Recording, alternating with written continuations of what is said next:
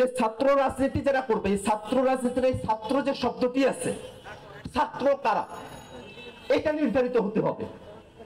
যে মাস্টার্সের শিক্ষার্থী সেই পরিমাণ কি ছাত্র, নাকি যিনি পিএইচডি করতেছেন তাকেও আমরা ছাত্র হিসেবে ট্রিট করব, নাকি ওই যে শব্দবন্ধ আছে, কথা আছে যে একেবারে দোলনা থেকে কবর পর্যন্ত জ্ঞান অর্জন করো, সেই কবর পর্যন্ত আমি কি ছাত্র, এইটা কিন্তু আমাদেরকে কি করতে হবে, ঠিক করতে হবে।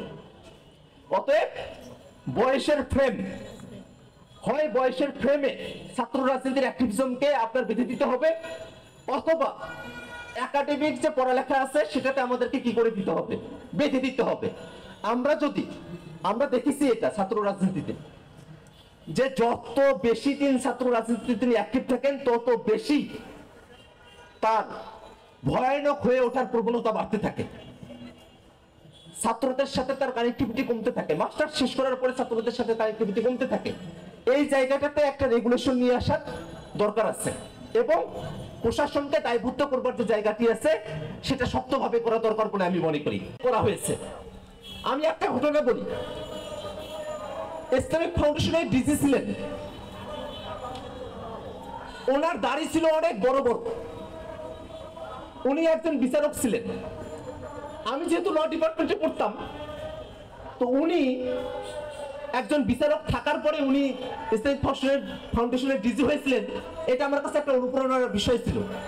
আমি ওনার ছবি আমার ফোনে সেভ করে রেখেছি। আমার ফোনে এই যে দাড়ি, সাদা সাদা দাড়িওয়ালা একটা ছবি দেখার কারণে ছাত্রলীগ ধরে গেস্টরুমে আমাকে ব্যাপকভাবে মারধর করেছে। এটা ছিল ছাত্র রাজনীতির একটা স্বরূপ, যেটা ঢাকা বিশ্ববিদ্যালয়ের সকল শিক্ষার্থী দেখে এসেছে। এই কারণে আজকে এখনই যদি আমরা ভোট দেই যে ছাত্র রাজনীতি নিষিদ্ধ করা হবে কি হবে না, ঢাকা বিশ্ববিদ্যালয়ের 90% শিক্ষার্থী ভোট দেবে যে ছাত্র রাজনীতি নিষিদ্ধ করা হোক। এটা হচ্ছে শিক্ষার্থীদের মনস্তত্ত্ব। এই জায়গায় শিক্ষার্থীরা ট্রমাটাইজড হয়ে এসেছে। তাহলে সমাধানটা কোন জায়গায়, বা আসলে দায়টা কাদের?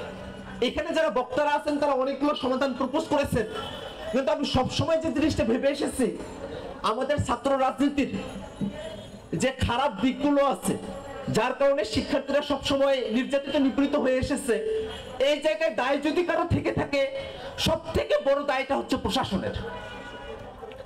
প্রশাসন কখনোই, আমি ছাত্রলীগের বিরুদ্ধে প্রশাসনের কাছে অভিযোগ করেছি, তারা কখনোই কোনো ছাত্রলীগের কোনো নেতাকে ডেকে নিয়ে ইভেন সতর্ক পর্যন্ত করে নেই তাদেরকে কোনো রূপ শাস্তি দেওয়া দূরের কথা। তো যখন আমাদের প্রশাসন এমন নড়বড়ে হয়ে যায়, প্রশাসন যদি ছাত্র রাজনৈতিক নেতৃবৃন্দ যারা আছে তাদের লেজুর ভিত্তি করে, আমরা বলতেছি ছাত্র রাজনীতি লেজুর ভিত্তিক হবে না, সেটা আমি যতদিন ছাত্র রাজনীতি করেছি আমাদের রাজনৈতিক যে প্ল্যাটফর্ম বা আমার যে সহযোদ্ধারা যারা ছিলেন তাদের একটা কমন স্লোগান ছিল যে আমরা দলীয় লেজুর ভিত্তিক রাজনীতি করব না। সেই সময়টাতে দলীয় লেজুর ভিত্তিক রাজনীতির সংজ্ঞাটাও তেমন পরিষ্কার ছিল না, এখনো হয়তো অতটা পরিষ্কার নয়, কিন্তু ছাত্র রাজনৈতিক যে সংগঠনগুলো আছে তারাও দলীয় রাজনৈতিক রাজনীতি করা যাবে না এই পক্ষে তাদের মতামত তেমনটা ছিল না। কিন্তু আজকে যখন আমরা নয়া স্বরূপের কথা বলছি, আজকে ছাত্র ইউনিয়নও দাবি করে গেছে যে তারা কোনো লেজুর ভিত্তিক ছাত্র রাজনীতি করে না, এবং ছাত্র শিবিরও বলতেছে যে তারা কোনো লেজুর ভিত্তিক ছাত্র রাজনীতি করে না।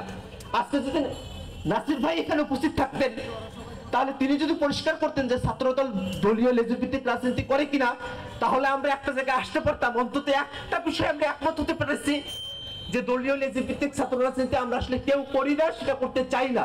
এখন আমাদের ঠিক করার বিষয় যে দলীয় লেজুর ভিত্তিক বলতে আসলে কি বুঝায়, দলীয় লেজুর ভিত্তিক কোন ছাত্র সংগঠন কখন করছে বলে আমরা ধরে নেব। আজকে যে নাসির ভাই তারেক রহমানের বক্তব্য শোনার জন্য গিয়েছেন, এই প্রোগ্রামে না এসে এই বিষয়টাকে আমরা দলীয় লেজুর ভিত্তিক বলতে পারি কিনা সেটা আমাদের একটা তর্কের বিষয় হতে পারত। অতএব দলীয় লেজুর ভিত্তিক ছাত্র রাজনীতি থাকবে না মানে কি, মানেটা হচ্ছে ফাদার পার্টি বা মাদার পার্টি বা আদর্শিক বড় পার্টি। মেঘ এটা বলেছে, আদর্শিক বড় পার্টি যেটা আছে যেখানে গিয়ে সাধারণত পরে শিফট হওয়া হয় আর কি, এই পার্টিগুলো তারা কি কি করলে কোন অংশটুকু ছাত্র রাজনীতিতে যারা আছে তারা মানবে, কোনটা মানবে না, এটা আমাদের ঠিক করার বিষয় হয়ে দাঁড়িয়েছে। এটা নিয়ে আমাদের আলাপ হওয়া প্রয়োজন। এবং আরো একটা বিষয়, এই যে হলগুলো আছে, হলগুলোতে যে পরিমাণ নির্যাতন হয়, এই কারণে কিন্তু আমাদের মধ্যে ট্রমা তৈরি হয়ে গেছে। যখন ছাত্রলীগ নির্যাতন করতেছিল তখন শিক্ষার্থীরা সবাই একমত ছিল যে ছাত্র রাজনীতি নিষিদ্ধ হতে হবে, কিন্তু এখন দেখবেন একটা দ্বিধা বিভক্তি চলে এসেছে শিক্ষার্থীদের মধ্যে। শিক্ষার্থীরা মনে করছে আসলে ছাত্র রাজনীতি নিষিদ্ধ হওয়ার কথা না।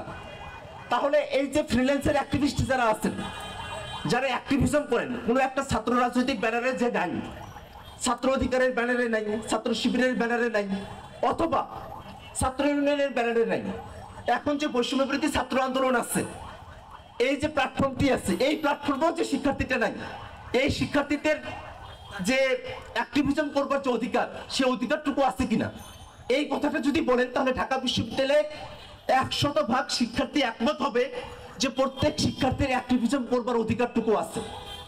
তাহলে এই অ্যাক্টিভিজম করবার যে অধিকার আছে সেটা কোন পর্যন্ত বিস্তৃত হবে? এটা কি হলে বিস্তৃত হবে, না এটা যে একাডেমিক অ্যারেনা আছে সেখানে বিস্তৃত হবে? সেটা নিয়ে শিক্ষার্থীদের মধ্যে কনফিউশন তৈরি হয়েছে। কেন কনফিউশন তৈরি হয়েছে? কারণ আমরা দেখেছি হলগুলোতেই শিক্ষার্থীদের উপরে নির্যাতনটা সব থেকে বেশি হয়।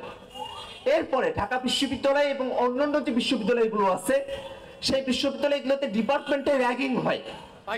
অর্থাৎ এই দুটো জায়গায় শিক্ষার্থীরা দেখতেছে যদি কোনো একটা অংশ, আমি বলতেছি না, ধরেন কোনো একটা ছাত্র সংগঠন যাদের নাম এক্স, তারা যদি পাওয়ারফুল হয়ে ওঠে কোনো একটা ডিপার্টমেন্টে, নবাগত যে ফার্স্ট ইয়ারের শিক্ষার্থী আছে তাদেরকে ধরে নিয়ে যদি তাদেরকে র্যাগিং করে, এই ভয়টা পায় শিক্ষার্থীরা।